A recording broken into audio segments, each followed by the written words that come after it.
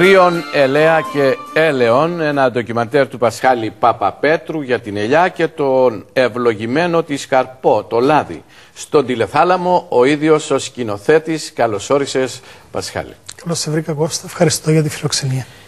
Κυπρίων, Ελαία και Έλεο είναι το 8ο ντοκιμαντέρ και το 9ο και ενδιάμεσα έχουν γίνει και άλλες ταινίες.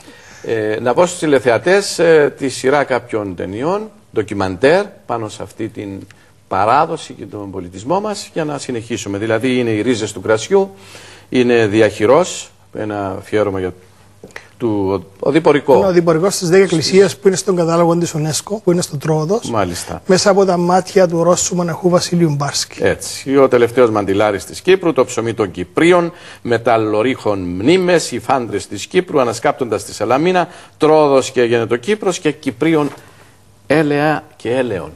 Ελαία και Έλεον. Ναι. Μεγάλη δουλειά και πολλής δρόμος. Δόξα τω Θεώ, να πω ότι για την τελευταία ταινία χρειάστηκα 2 χρόνια.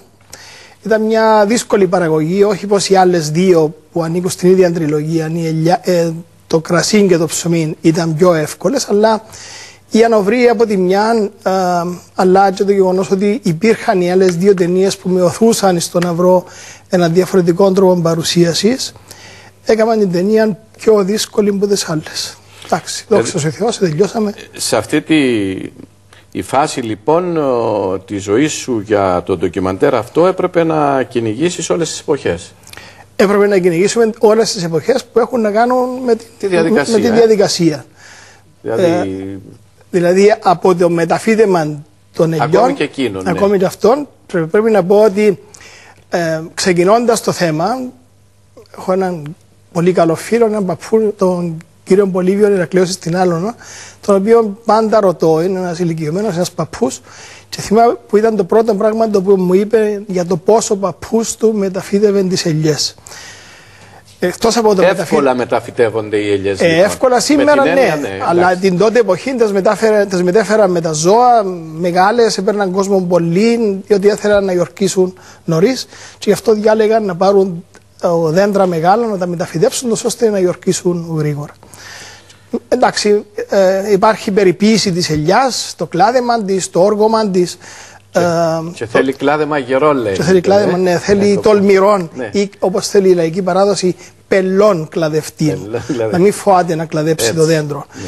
Εντάξει, μετά ακολουθήσαμε την διαδικασία παραγωγής του ελαιολάδου με τον παραδοσιακό τρόπο. Να πω ότι σε αυτά τα 2 χρόνια είχα την απίστευτη χαρά και την ευτυχία να με συντροφεύσουν πιο καταξιωμένοι άνθρωποι του τόπου μας από το πόστο του Επιστημονικού Συμβούλου. Ήταν ο δόκτορας Σοφοκλής Χαρισάβας και η κυρία Εφροσύνη Ριζοπούλου Ηγουμενίδου. Μάλιστα. Πέραν από τους άλλους φίλους συνεργάτες, όπως τον Νίκον τον Αβρααμίδη, τον Μιχαλήν τον Μόζωνα, τον καλό φίλο Κώστα Χαραλαμπίδη, ο οποίος με τη φωνή του μορφαίνει τις ταινίες από την πρώτη ταινία που κάναμε. Να είσαι καλά, Κωστή. Και εσύ. Πάμε να δούμε ένα απόσπασμα λοιπόν για να συνεχίσουμε.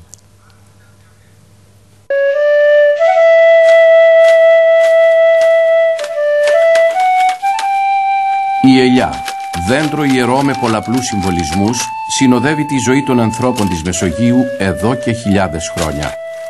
Έχει συνδεθεί με την καθημερινότητα και τις συνήθειές τους και έχει αφήσει τα ίχνη της σε όλους τους πολιτισμούς που αναπτύχθηκαν στα παραλιά της.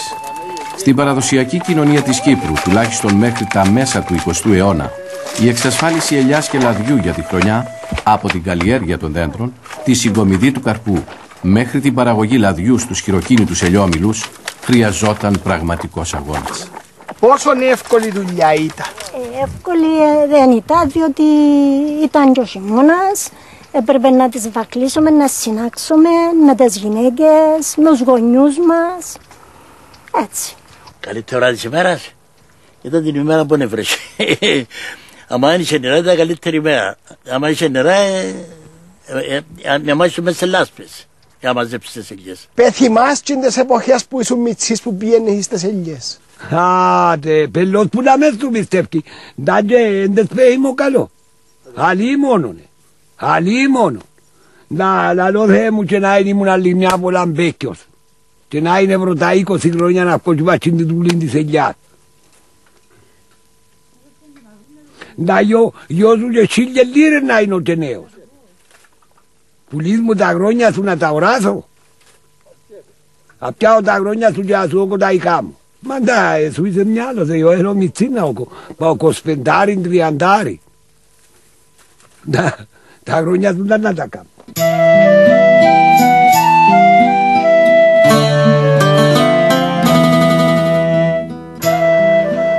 Ο Ερατοσθένης περιέγραψε την Κύπρο σαν πλούσια σε λάδι, κρασί και σιτάρι.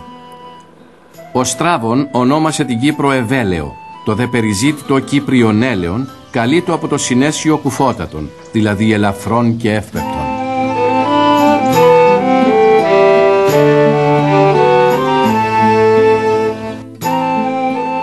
Αν και παραμένει άγνωστος ο χρόνος μεταφοράς της ελιάς στην Κύπρο, στον τόπο μας σώζονται ελαιόδεντρα πολύ μεγάλης ηλικίας, με κορμό που σχηματίζει ευρύχωρες κουφάλες. Οι αποκαλούμενες φραγκοελιές πιστεύεται ότι ανάγονται στην περίοδο της Φραγκοκρατίας, ενώ μια άλλη ποικιλία, η Αποστολική, όπως αυτές στο χωριό Σαλαμιού στην Πάφο, ονομάζεται έτσι γιατί σύμφωνα με την παράδοση, τα δέντρα αυτά είχαν φυτρώσει από κουκούτσια ελιών που πέταξαν οι Απόστολοι Παύλος και Βαρνάβας κατά την περιοδεία τους στην Κύπρο.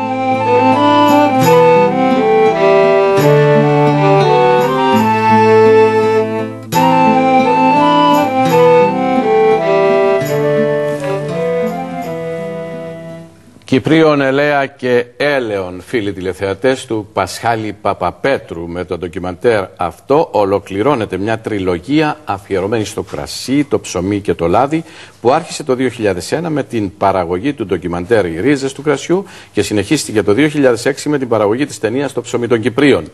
Ο μακρύς δρόμος από την καλλιέργεια της ελιάς στο λάδι, συνηθισμένο ή μαυρόλαδο, είναι και η πορεία της ταινίας. Πασχάλη. Όπως είπα, δεν ήταν καθόλου εύκολη η διαδικασία η κινηματογράφηση αυτή. Να πω ότι αυτό το οποίο αφήνει έτσι πάντα σε μένα μια έτσι μεγάλη ευχαρίστηση είναι η αγάπη που δείχνει πάντα ο κόσμος για την καταγραφή της πολιτιστικής κληρονομιάς. Και πρέπει να πω ότι είναι αυτό που λέω πάντα, ότι μακάρι να είναι καλά οι χορηγοί οι οποίοι έρχονται αρρωγοί σε αυτή την προσπάθεια.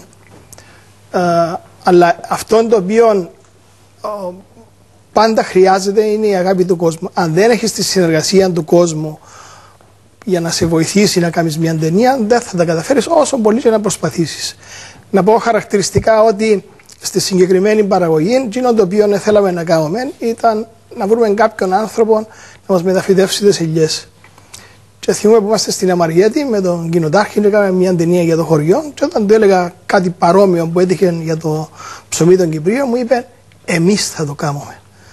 Και είχε τα κανονίσει όλα, μας ξερίζωσαν ελιά, πήγαμε τη μεταφυτεύσαμε με την αγάπη του κόσμου από την Αμαρκέτη, έγινε αυτό το πράγμα, το μεταφύτημα των ελιών. Όπως και πλήστα όσα άλλα πράγματα, στο Παλαιχώρι που έζεξαμε γαδούρι σε μιλόπετρα για να βγάλουμε λάδι με τον παραδοσιακό τον τρόπο, όπως το μαυρόλαδο που το βγάλαμε στην Πάφο. Είναι μια διαδικασία. Έτσι λοιπόν, μοντάζ Πασχάλης Παπαπέτρου μαζί με τη σκηνοθεσία, ήχος Γιώργος Ποταμίτης, αφήγηση ο υποφαινόμενος μαζί με τον Μπάμπο το Σακά, διόρθωση χρωμάτων Πανίκος Πετρίδης, φωτισμός Σάβας Θρασιβούλου. Μιχάλης Γεωργίου είναι η μουσική της θεματικής ενότητας για τα αρχαία, έτσι.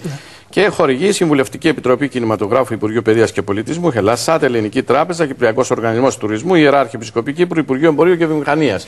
Για να μην τους ξεχνάμε, έτσι, και να στηρίζουν. Και να εκφράζουμε και την ευγνωμοσύνη μας, γιατί σε τόσους δύσκολους καιρούς οικονομικά στηρίζουν αυτή την προσπάθεια.